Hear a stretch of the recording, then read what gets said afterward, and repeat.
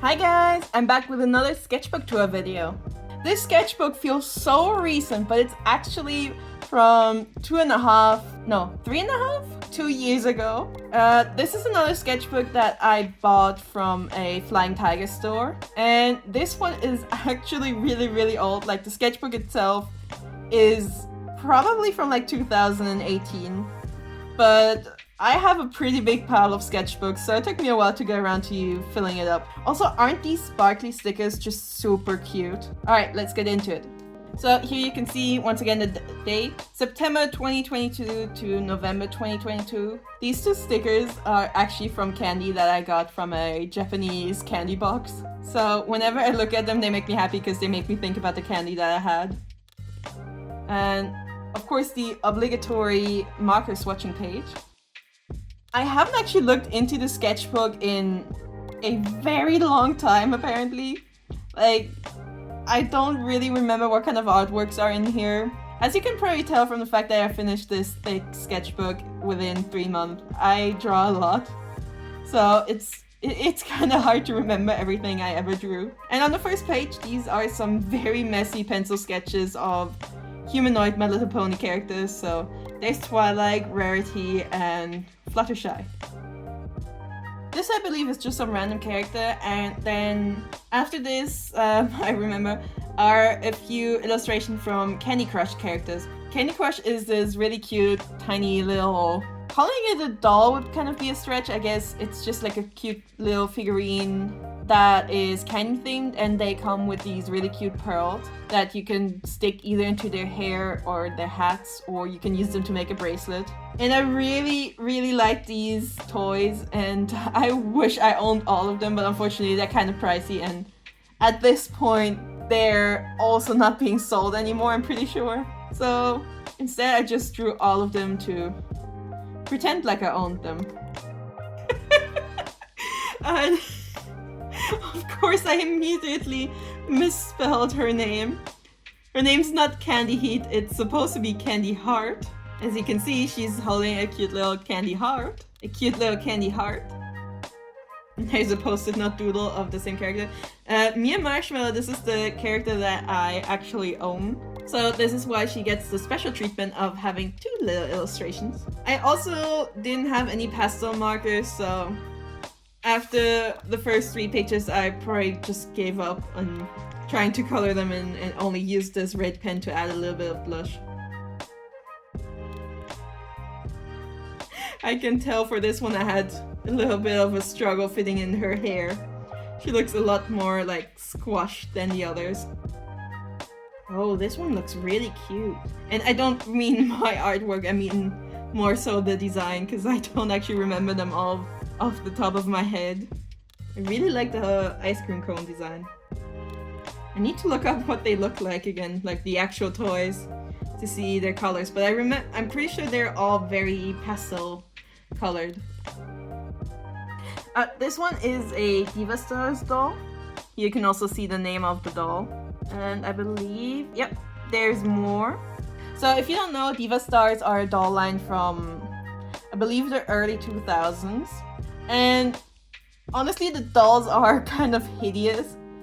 But as a kid, I was obsessed with their website because they had amazing mini games and I loved the art style. But more importantly, they had kind of like what we would now refer to as generations. They had 2 of them. So first they had a version where they're pretty small and squished. Like, they didn't even have remotely human proportions. And then in the second generation, they were stretched out a lot longer and resembled more like the Barbie body type. And from the second generation, Alexa, in specifically this outfit, was by far my favorite character. As a kid, I only owned a single Diva Stars doll, and that was after begging my mom. And then somehow my mom actually managed to get me the character that I liked the least, which was the sporty girl. And the Diva Stars I had was kind of like a mini version, and she came with the ugliest hat that I've ever seen. And every time I would like rummage around in my Barbie box, I would see that hat and it would just absolutely haunt me. And here's more attempts at drawing Diva Stars girlies, but I failed. Oh, these are actually really cute. I totally forgot about these. These are redraws slash redesigns of some old characters of mine. If you watched my first sketchbook tour, you can actually watch me talk about these characters a little bit. But for the sake of convenience, I'll just blend in their old designs. This is definitely an upgrade, I think. Although Sakazuki didn't change that much, but definitely for this one, big upgrade. And this is also a redesign of another character of mine. Although, technically, to be accurate, her whole outfit should be black and not white. And then we have a horse in a goofy pose. I saw a photo of this, and the second I saw it, I knew I had to draw it. Just a cute little anime furry girly with massive hair. And a cow-themed girly. Oh, this feels so weird. Oh, I remember. In this sketchbook, oh, I don't know if you can hear this. Hold on.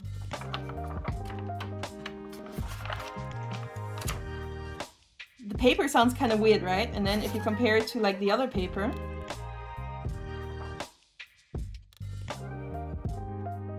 it's way more silent, right? Yeah, starting with the horse. I went to a dollar store and I saw that this dollar store was selling alcohol markers. And I got really curious about how good the quality could possibly be. And spoiler warning, the quality was absolutely awful and I hated using these markers. But I spent money on them, so of course I'm going to use these markers. And the markers, it was a skin tone set. And these markers were so incredibly wet that they actually buckled every single page that I used them on. And you'll see more of these later, like on some pages I used even more of the markers and they buckle so bad. Also, as you can maybe see here, some of the markers, the moment I opened them, were actually like dried out. Like here you can see with her legs as well. However, they are a very pretty color palette. Oh, it feels so weird. Usually when I use alcohol markers, the paper ends up feeling really smooth. Like not just with expensive Copics, but even with like cheaper alcohol markers. But this feels like there's some sort of like plastic like layer on top of it. This is a picture of my boyfriend Nicholas as a furry. Well, maybe not a full furry, but somewhat of a furry. This was before I turned him into a bear. Some summer fashion. Her hair looks really cute. It's so big. Oh, this one. I love this illustration. I don't think I ever got to post this illustration, but I love this so much. This can probably also go into my top 10. These two just look so cute. I don't like the picture that much, but this is a really pretty shade of brown that I used for her like body.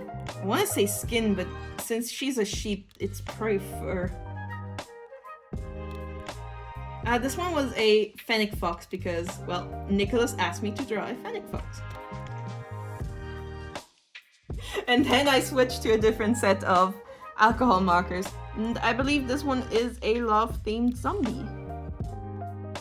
Here's me swatching my other alcohol markers. And this very pretty little rainbow butterfly lady. I believe this character and the zombie one, they're from a sort of Halloween prompt list.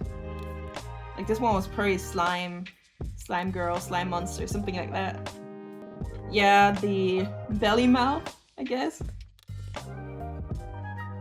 This is I still really like this picture. This is such a pretty Dracula picture. If I'm not mistaken, the G3 Monster High dolls and redesigns were still pretty new at this point. This is a really nice pink. It's like a really cool pink. I really love it. It's so pretty. And there was an attempt to draw Abby. Oh, this one's really cute. This is a really nice color palette. I should try to find these pens again and draw more in this color palette. Well, if I still have these pens. There's a good chance I used them up at this point. Yeah, the colors are so nice. They're so bright and vibrant. This is a really cute design. I hope this is noticeable in the video, but her hair is actually like colored in this really nice kind of creamy white color. This is such a nice pen color. I should check if I can find a Copic one of these colors, just so I can like buy refills later on. Also, I actually have the strawberry milk version of this handbag now because one of my aunties got it for me for Christmas. I feel like I should totally use this character design in the project somewhere. It looks really cute and I love milk themed stuff, which is kind of ironic because I'm allergic to milk. A little Halloween hyena. A melon cat with strawberry here. Oh, she's just overall fruity. Oh, I think this is when I started designing characters around different snacks. Yeah, totally. This is a cheese puff mouse. The colors are so pretty. I've been using such icky colors lately. Well, I don't know when this video is going up, but at the time of filming this, I've been using a lot of really icky colors recently, so it makes me really happy to look at these beautiful bright colors again. I totally forgot I had pens like this. Oh, it's goldfish. I haven't had goldfish in years. I should see if I can find them again in stores. Oh, these are like the senior citizen Haribos. I believe this one is Cheez-Its. I actually have a perfect picture in my head of the outfit that I drew here. It was an outfit that I saw on Pinterest. Oh, this color combination is awful. I should have really gone for a more pastel pink. Oh, she's Pocky themed. I feel like I could have done a better job here. I'm also not sure what animal she's supposed to be. Judging by the tail, she might be like a red panda. Oh god. These colors also don't really go together. I really like the pink, I really like the green, but those two combined look really bad. I'm wondering what she's supposed to be. Because I was about to say strawberry or matcha Pocky, but the previous girl is already Pocky themed. Oh, you know, it's the tricolor dango. I had them once, and as cute as they look, I'm really not a fan of them. I really don't like chewy textures. I also can't stand mochi. This one's really cute. This totally looks like an outfit I would wear. This one, I made a video on TikTok of me drawing this character. And I don't know what it is, but this was my first TikTok video that got over like 1,000 views. Like I think this video got like 50,000 views or something. It's like a really crazy high number, or at least for my standards. And I don't know why, because it's just some random purple sheep girl, but people really loved her for some reason. And a lot of people actually pointed out that she looked really similar to a Animal Crossing character. And I totally see where they're coming from, and I very much take that as a compliment. This one, I'm not sure she's also supposed to be a snack-themed character. But I think this is like a Fanta shirt. I don't know, but these colors don't go together all that well. And another Draculaura. Oh yeah, I remember. For this one, I redesigned G3 Draculaura's outfit just a tiny bit because I didn't like the fact that she was wearing pants. I think skirts just suit her a lot better. And the new Chilean Draculaura. And G1 Draculaura. I think there's gonna be a lot of Draculaura in here until I like run out of pink markers. Oh yeah, and the Fairy Tales Draculaura. What was it? Applebite? Snowbite? Something like that. This must be just after I bought her doll. I love Rainbow High, but I'm really, really bad at remembering anyone's names. So I'm really, really sorry about that. I think this is supposed to be Alexa from Diva Stars. This is like a really nice matcha color palette. Oh, and some lazy bunnies. And more Draculaura. And some oddly shaped fruit. Oh, this was the, what was it called? Like drama reel? Horror reel? Something like that. The like special edition G1 Monster High dolls. And budget Draculaura, if I remember right. and silly little ghosts. More Draculaura, but this one is not based on an actual doll. This is just Draculaura in a really cute sweater that I saw on Pinterest. And a cute little winter themed Draculaura. And this one is Laguna, but I couldn't decide whether I wanted to draw G1 or G3 Laguna, so she's kind of a mishmash between the two of them. More Draculaura.